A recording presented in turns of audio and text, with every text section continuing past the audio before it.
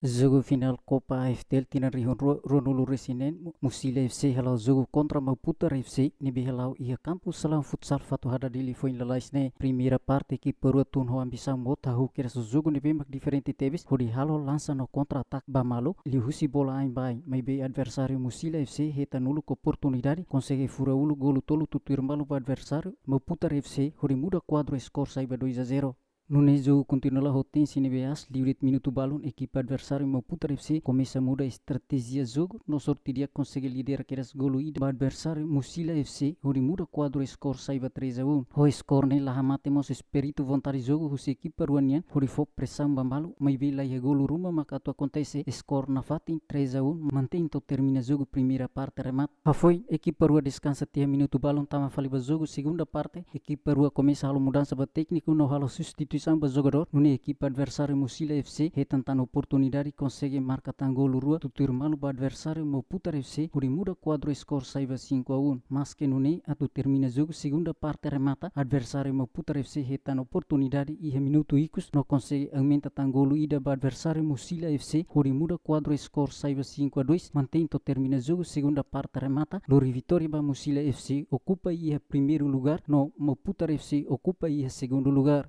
Equipa cobertura Ziemen.